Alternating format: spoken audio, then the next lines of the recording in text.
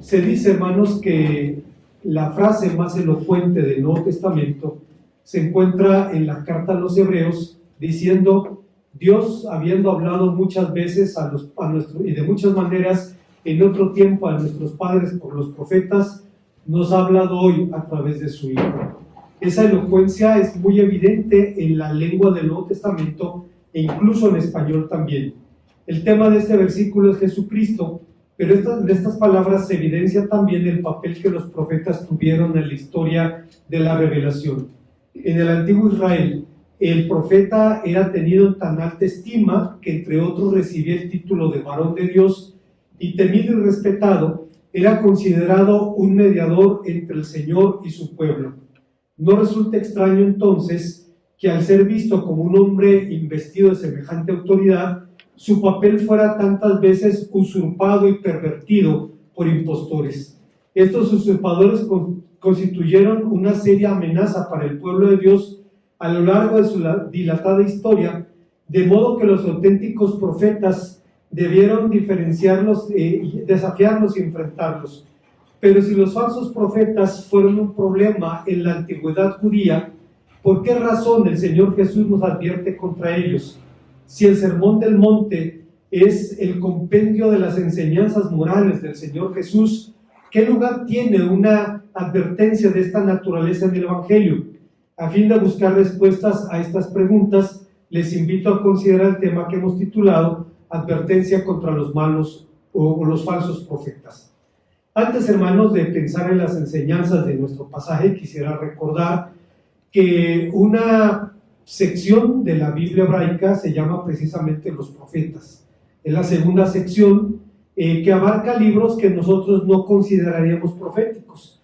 El libro de Josué, los libros de Samuel, los consideraríamos históricos, pero forman parte de la división de los profetas en la Biblia hebraica.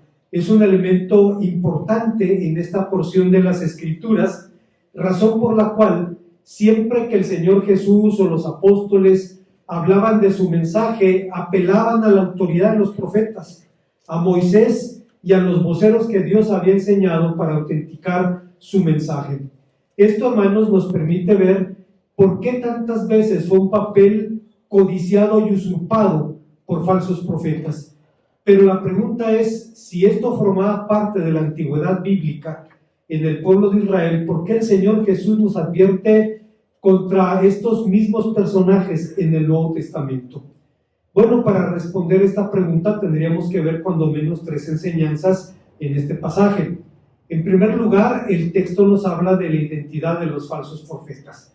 Como sabemos, el nombre profitis en griego describe a uno que habla por otro, de modo que los profetas eran virtuales voceros de Dios.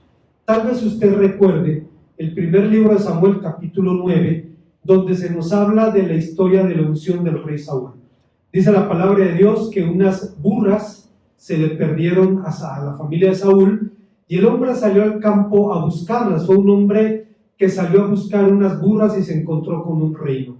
Sale y después de varios días sin poder encontrarlas, toma la decisión junto con uno de sus compañeros de ir al lugar donde radicaba el profeta Samuel, y hay una nota aclaratoria en el relato en donde se dice: al que ahora le llamamos profeta, en aquel tiempo se le llamaba vidente. La diferencia es que vidente pone énfasis en la idea de prever el futuro, en tanto que el profeta era un vocero de Dios. Ya en la antigüedad bíblica, ya antes del surgimiento de la monarquía, era claro que el énfasis estaba en que el profeta era un mensajero o era un vocero de Dios. Pero aún antes de esto, hermanos, en el libro de Éxodo capítulo 7, versículo 1, encontramos la esencia del ministerio profético cuando el Señor dice a Moisés: mira, yo te he constituido por Dios para el faraón, y tu hermano Aarón será tu profeta. Tú le dirás las cosas que te mande, y Aarón y tu hermano hablará al faraón. Ustedes recordarán que una de las objeciones que presentó Moisés al Señor era que era torpe para hablar. Y hay quien dice que era tartamudo, pero no hay ninguna evidencia en el texto de la Biblia. Yo creo que más bien lo que Moisés quería decir es que tenía temor. tenía temor de hablar con el hombre más poderoso sobre la faz de la tierra, y el Señor le dice: está bien, yo te voy a constituir como Dios delante del faraón, y Aarón tu hermano será tu profeta. Tú le dirás a Aarón todo lo que yo te mande y él hablará al faraón. Al final, hermanos, Aarón habló muy poco, y el que realmente asumió el ministerio fue precisamente el llamado padre de los profetas. El sello del ministerio profético se encontraba en su mensaje, un mensaje caracterizado por altos ideales morales y religiosos y por vidas congruentes con el Dios Santo y no con los vaticinios como suele suceder ahora. Ahora hay chifladitos por allí en la televisión evangélica que presentan su agenda profética cada año, y obviamente siempre son milagros, maravillas, sanidades, prosperidad, etc.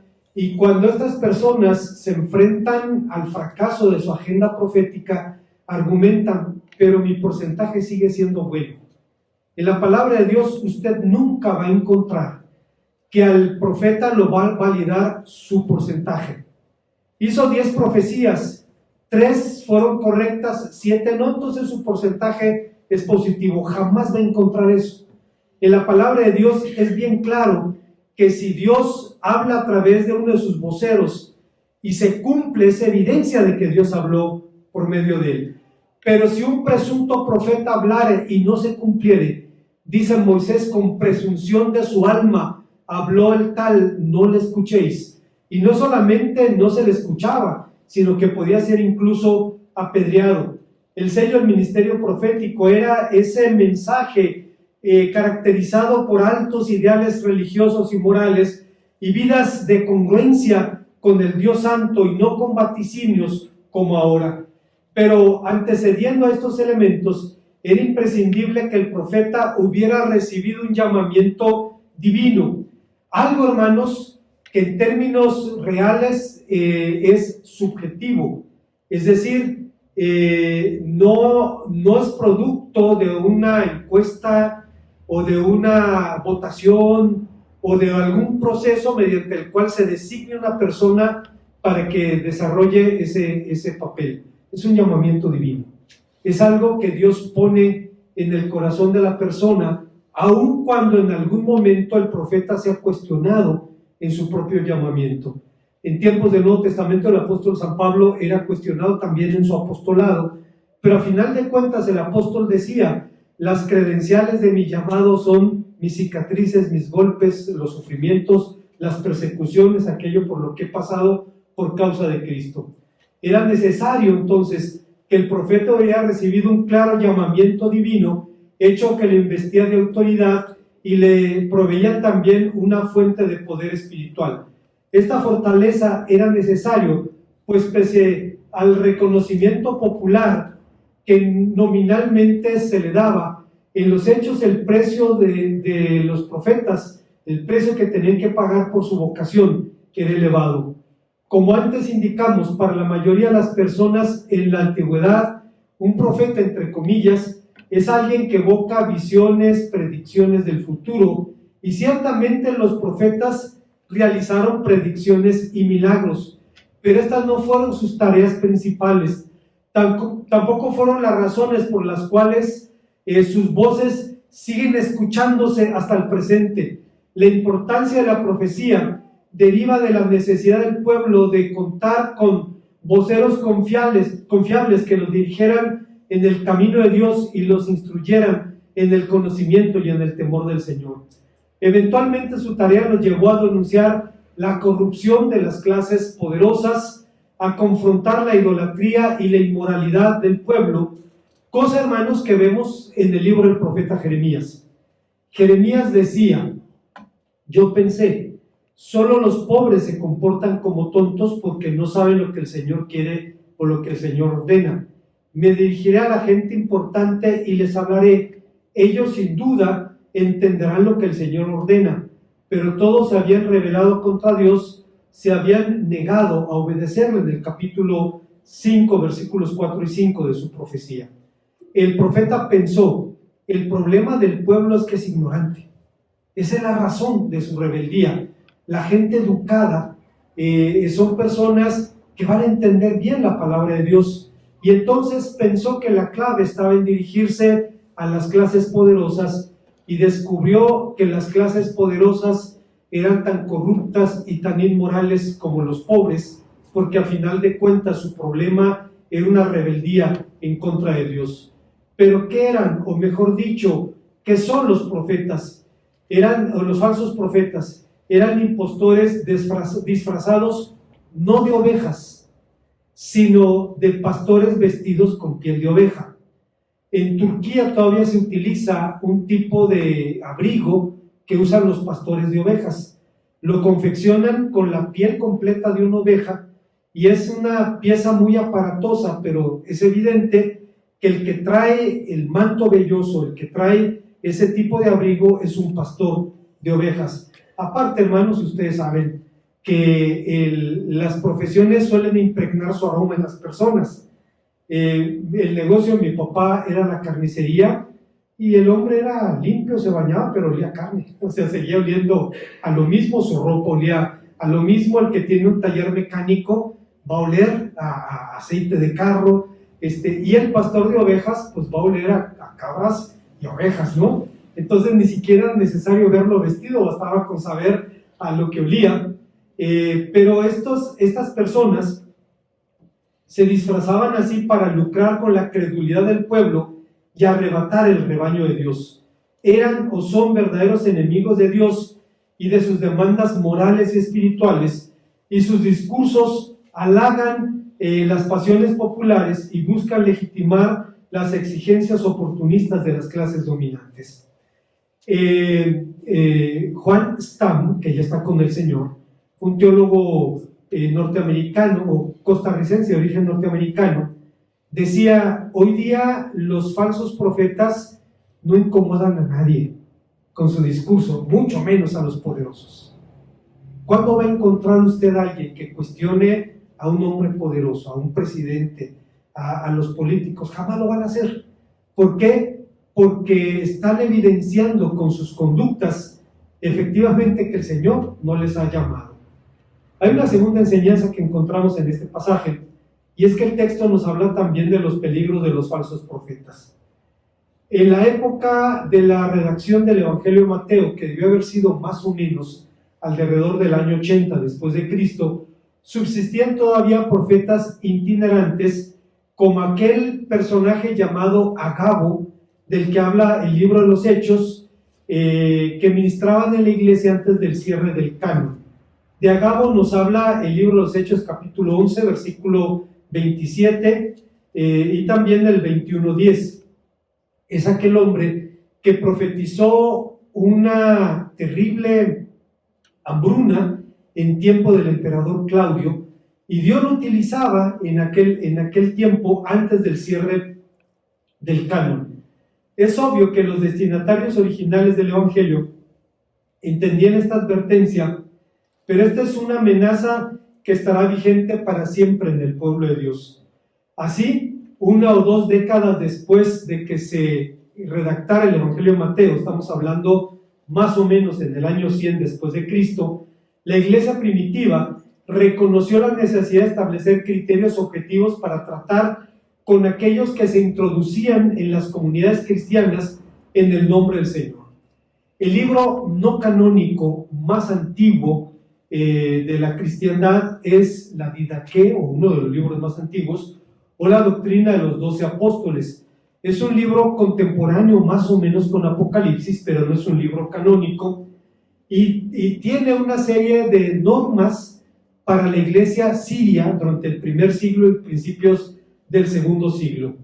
Aquí se sostenía firmemente la dignidad del verdadero profeta, pero también se advertía que el que llegara a la iglesia en el nombre del Señor fuera recibido, y después de examinarle y conocerle por la derecha y por la izquierda, si el que llega a vosotros es un caminante, ayudadlo en cuanto podáis. Sin embargo, si quiere permanecer entre vosotros más de 2 o 3 días, dice, no podrá estar más de 3.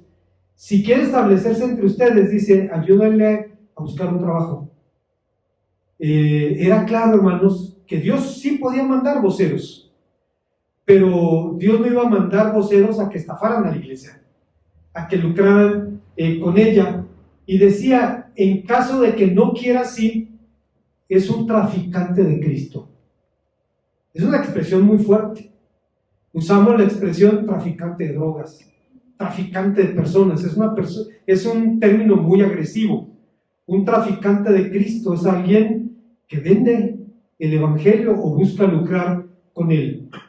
Recuerdo, hermanos, hace unos años, en la Ciudad de México, un ex compañero del seminario se identificó con un movimiento neopentecostal y de pronto ya tenía un grupo de profetas en su iglesia. Había platicado esto en alguna otra ocasión.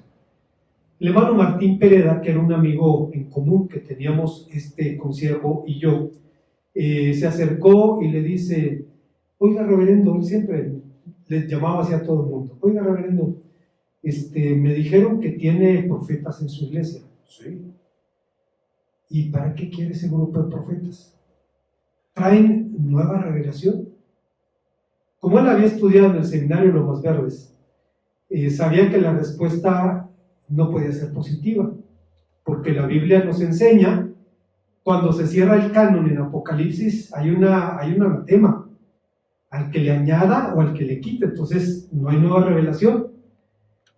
Y dice este compañero: no traen nueva revelación, confirman lo que Dios dice. A ver, reverendo, déjeme entender lo que me está diciendo. O sea, que ahora Dios necesita que sus profetas confirmen lo que Él dice. Que ahora Dios necesita que el hombre autentifique o valide lo que Dios dice. Y termine diciendo el hermano Pereda: si esos profetas no traen nueva revelación, ¿para qué los queremos? Y si traen nueva revelación, ¿para qué los queremos? Lo que estaba diciendo es lo que creemos, que toda la escritura es inspirada, útil para enseñar, para corregir, para redarguir, para instruir en justicia, a fin de que el hombre de Dios sea perfecto, enteramente preparado para toda buena obra. Eso es lo que la palabra de Dios nos dice respecto a la autoridad de la norma de fe práctica que el Señor nos ha dejado. Y de esa manera, hermanos, la idea de traficar con Cristo no es nueva, pero no ha desaparecido. En el contexto del Sermón del Monte, los falsos profetas, eran intrusos movidos por razones obscuras. Bonhoeffer, aquel teólogo alemán que murió colgado al final de la Segunda Guerra Mundial por oponerse al régimen de Adolfo Hitler, y que entre paréntesis los católicos dicen: Bonhoeffer es el único santo protestante. Bueno, Bonhoeffer dijo algo muy interesante. Dice: junto a nosotros se encuentra alguien que externamente es miembro de la comunidad, un líder, un profeta, un predicador. Su apariencia, sus palabras, sus obras son las de un cristiano, pero interiormente han sido motivos oscuros los que han impulsado hacia nosotros. Interiormente es un lobo rapaz, su palabra es mentira, su obra engaño. Sabe muy bien guardar su secreto, pero en la sombra sigue su obra tenebrosa. Se haya impulsado no por la fe en Jesucristo, sino porque el enemigo la ha conducido hacia la comunidad. Busca quizá el poder, la influencia, el dinero, la gloria que saca de sus propias ideas y profecías. Disimula sus sombrías intenciones bajo un vestido de cristianismo. Sabe que el pueblo cristiano es un pueblo crédulo. Cuenta con no ser desenmascarado de su hábito inocente, porque sabe que a los cristianos nos es prohibido juzgar, cosa que está dispuesto a recordarnos si es necesario. Efectivamente, nadie puede conocer el corazón del otro, así desvía a muchos del buen camino. Quizá él mismo no sabe nada de esto, quizá el enemigo que lo impulsa le impide ver con claridad su propia situación. Estas palabras, hermanos, vienen del libro El precio de la gracia, en donde Bonhoeffer comenta los primeros capítulos del Evangelio de Mateo y habla de una realidad que vamos a vivir en el pueblo de Dios a través de movimientos, a través de corrientes, a través de individuos, a través de doctrinas que van a tratar de secuestrar al pueblo del Señor. El falso profeta, aún vestido con el manto velloso, como le llamaba Zacarías en el capítulo 13, versículo 4, dotado de elocuencia y de carisma, aunque no de autoridad, suele presentar su propio mensaje buscando agradar a su auditorio, tal como hicieron los pseudo profetas de la antigüedad. ¿En qué consiste su amenaza? Hoy en día, en una cultura como la nuestra, cifrada por el materialismo y el individualismo, se suele ver en el Evangelio una especie de botiquín para la satisfacción de necesidades materiales emocionales, donde lo más importante son las necesidades temporales y los sentimientos del individuo. Se corre el riesgo de ver a la iglesia como una empresa que remata un mensaje de salud, dinero y amor, que oferta a su clientela la promesa de una idílica existencia carente de afanes económicos, enfermedades o dolores, y la emancipación del pecado y sus consecuencias por medio de simples conjuros. Declaramos liberación, declaramos sanidad, desatamos cadenas, etcétera, etcétera.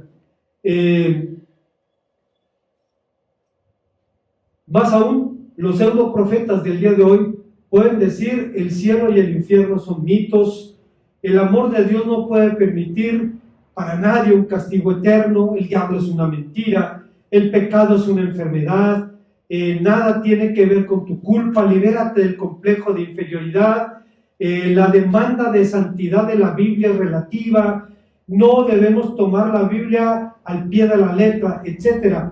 Y a la luz de las Escrituras, resulta claro que esta amenaza radicaba y sigue radicando en su capacidad para apartar a los simples de la verdad. Cuando hablamos, hermanos, de los simples, no estamos hablando de gente sin formación académica. Lo he dicho varias veces. Yo admiro a la mamá de mi hermano Gus. Cuando llegó la doctrina de la prosperidad a su iglesia, a su amada iglesia, dice la hermana: yo vi que eso no era de Dios. Yo creo que no, la hermana no tiene ni la primaria terminada. Su situación no era formación académica, sino bíblica. Y dice: yo pude ver que eso no era de Dios, no estaba en la Biblia, no es el Espíritu de Cristo. Y decía la hermana: tuve que apartarme de mi amada iglesia, mientras veía que el pastor y el resto de los miembros parecían palomillas chocando contra un foco, quemándose las alas allí con la idea de la prosperidad. Y como la prosperidad hay que modelarla, pues el pastor puso la camioneta último modelo en la puerta del templo para que vieran cómo Dios sí cumple sus promesas. Lo cierto, hermanos, es que la única prosperidad que van a ver es la de aquellos que los esquilan, de aquellos que les cortan la lana. Hay una tercera y última enseñanza, y creo que es la más importante. El texto nos habla de cómo conjurar la amenaza de los falsos profetas. Es necesario que los auténticos profetas, que los auténticos profetas desempeñaron un papel importante en la edificación de la iglesia del primer siglo. Si usted recuerda, en Efesios 4:11 se los menciona entre los grupos de ministros de soporte en la iglesia primitiva. Pablo dice: él mismo constituyó a unos apóstoles, a otros profetas, otros evangelistas, a otros pastores maestros. Dichos profetas tenían la misión de aconsejar a la comunidad y edificarla. ¿Existen los profetas en el día de hoy en el sentido estrictamente bíblico? Sí. Son predicadores investidos de autoridad bíblica. Podemos pensar en el siglo XIX, en Carlos Spurgeon, Martin Lloyd Jones en el siglo XX, R.C. Sproul, John Piper, personas, hermanos, en cuyos labios usted no va a escuchar otro mensaje, sino el de Jesucristo ya esté crucificado. Ese es su mensaje. Lo que comparten es la palabra de Dios con autoridad. Y en ese sentido, hermanos, Dios mantiene profetas en el presente. Son personas investidas de autoridad cuyo mensaje se caracteriza por sus altos ideales morales y espirituales y también por una vida de congruencia con el mensaje. De manera que, como ocurrió en la antigüedad judía, en la iglesia el problema no radica en el ministerio profético, sino en los impostores. ¿Cómo diferenciarlos? ¿Cómo evitar sus errores? Evidentemente, la mejor forma de conjurar a los falsos profetas es conocer la verdad. Henry Blackaby es un personaje fascinante, es canadiense él. Todo su ministerio lo desarrolló en Saskatoon, que es en el mero centro de Canadá. Un pueblo pequeño. Mi hermano Eric Hermes vivió allí 20 y tantos años, en Saskatoon, pero no lo conoció, porque no era cristiano mi hermano Eric en ese tiempo. Y de ahí se convirtió en un autor muy influyente, y quizá su obra más conocida es voy a recordar el nombre de su libro. Es un discipulado sobre la vida cristiana. Y dice Henry Blackaby que uno de los papeles de las tareas de la Real Policía Montada de Canadá es combatir el tráfico de dinero falso. Dice, cuando los policías son entrenados para combatir el tráfico de dinero falso, jamás les enseñan un billete falso. Nunca.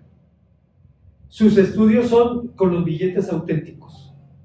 La densidad del papel, la textura de la tinta, hasta el sabor de la tinta, los sellos de seguridad. Dice, tienen que dominar hasta el más mínimo detalle un billete auténtico. Y cuando salen a la calle y encuentran un billete falso, lo identifican automáticamente. ¿Por qué? Porque conocen al verdadero. Necesitan conocer el verdadero para poder discriminar lo falso. De modo que la mejor manera de identificar un falso profeta es conocer los signos auténticos, pero sobre todo conocer al Señor de los profetas. Conocer al Señor de los profetas. Ciertamente las palabras del Señor podrían inspirar en nosotros un enorme temor. ¿Quién conoce al otro?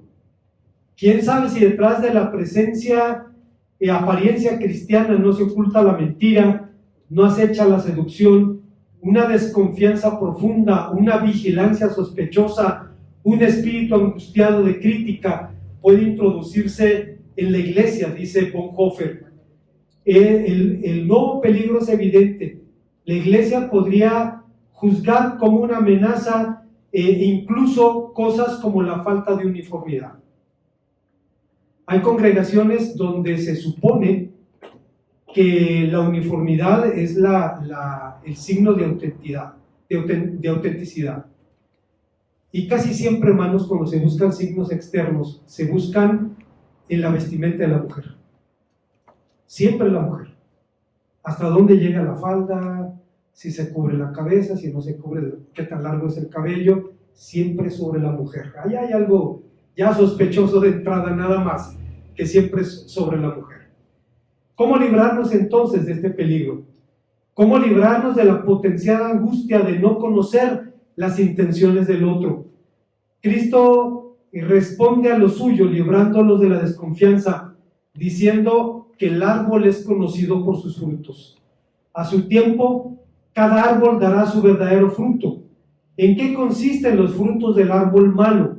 Mateo y Lucas se unen para responder. Lucas pone énfasis en las palabras diciendo que de la abundancia del corazón habla la boca, en el capítulo 6, versículo 45, y Mateo lo pone en las obras. No se trata aquí de la diferencia entre palabras y obras, sino entre apariencia y realidad. Es posible engañar a algunos algún tiempo, pero no se puede engañar a todos todo el tiempo. Y por tal motivo la Biblia nos enseña a evaluar la doctrina y la conducta de todo presunto mensajero de Dios.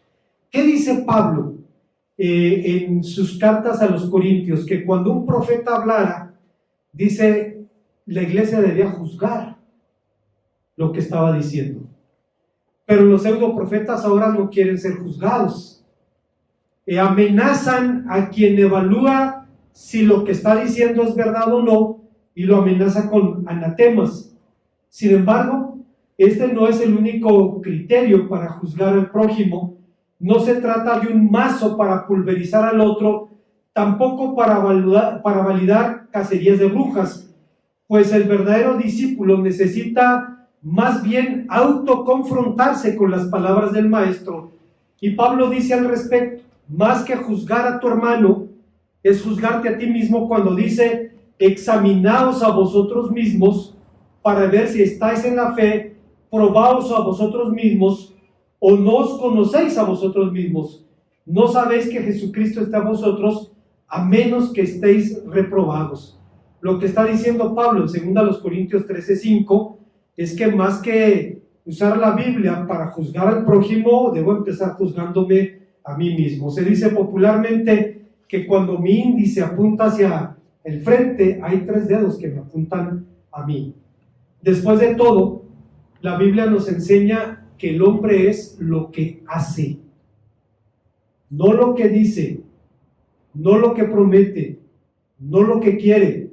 Solo el buen árbol da buenos frutos, y la posibilidad de que un árbol bueno no pudiera o no quisiera dar frutos no entra en la perspectiva del maestro, ya que, como hemos visto, la verdadera identidad del hombre está en sus obras.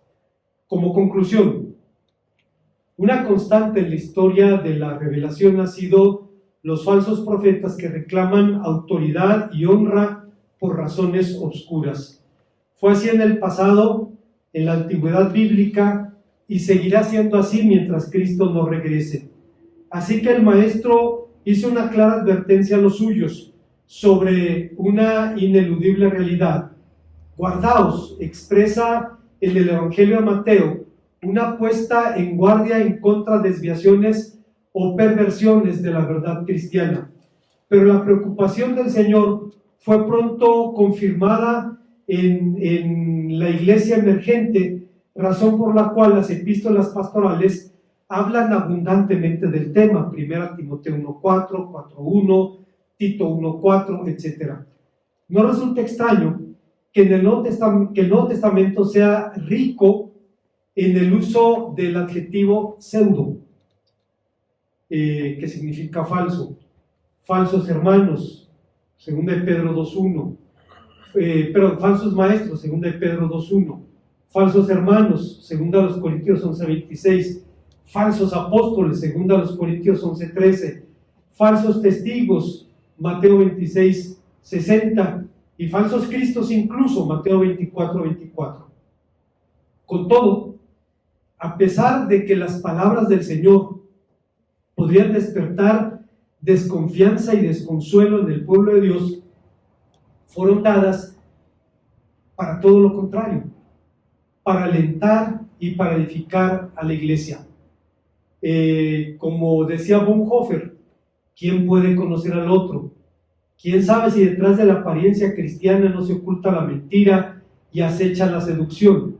Una desconfianza profunda, una vigilancia sospechosa, un espíritu angustiado de crítica podría introducirse en la iglesia, y sin embargo el Señor nos dijo esto para todo lo contrario, para traer paz y confianza al corazón del discípulo.